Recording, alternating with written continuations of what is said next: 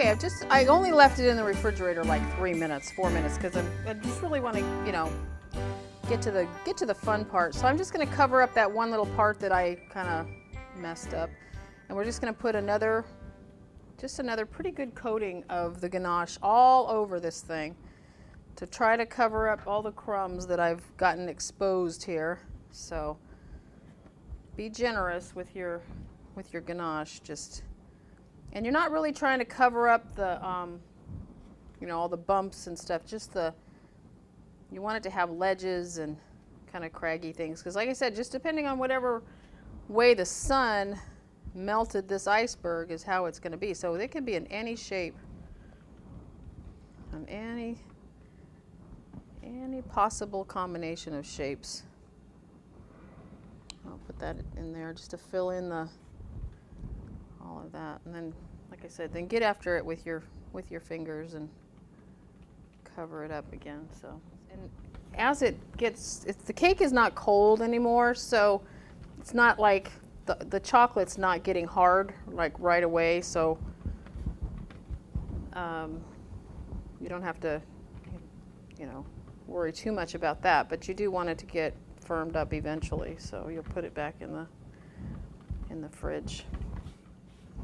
And that's about it. It doesn't have to be completely smooth, but just remember that those little bumps will show up in your fondant, because that's just the way fondant is.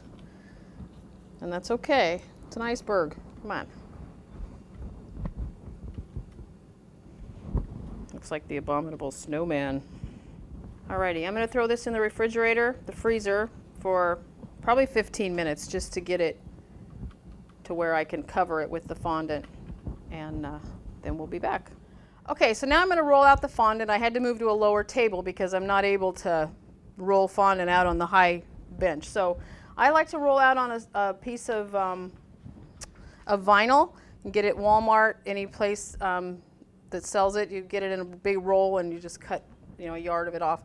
Anyways, to me this makes it a lot easier to work with. I can maneuver it around, pick it up, and do it. So, and then I also have the big Mamba Jamba rolling pin here, which really makes life a whole lot easier. So I just, my board that I'm going to put the cake on is a 16.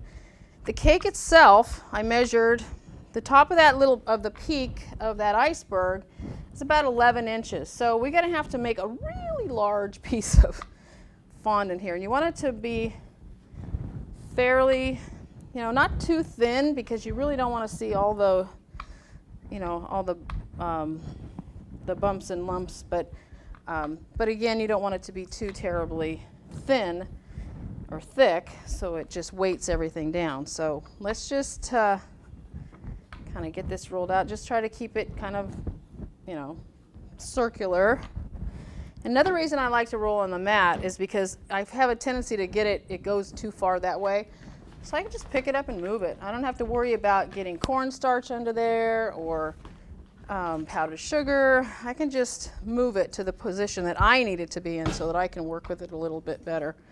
And then just roll it along. Now, this rolling pin, everybody asked about this rolling pin. This is actually Linda Bill's rolling pin, and it's her favorite one, and everybody says, oh, where do I get it, where do I get it? And I don't even think you can get them anymore, so don't ask. No, I'm just kidding. It's not too heavy, it's, you know, it's just huge.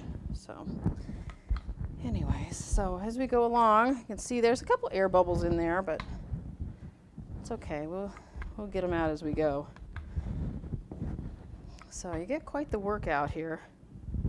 But I've also put a little bit of Crisco on the vinyl too, just to keep it so that it holds the fondant down, but it also allows the fondant to roll out smoothly. So it's kind of a small table here. Hopefully your workspace is a little bigger than this.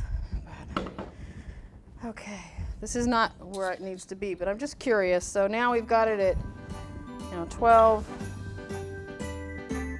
at another 12 plus 11, about 22 inches. So we've got a ways to go, but not, let's get it all the way out to the edge of our vinyl, hopefully without destroying it with our legs here.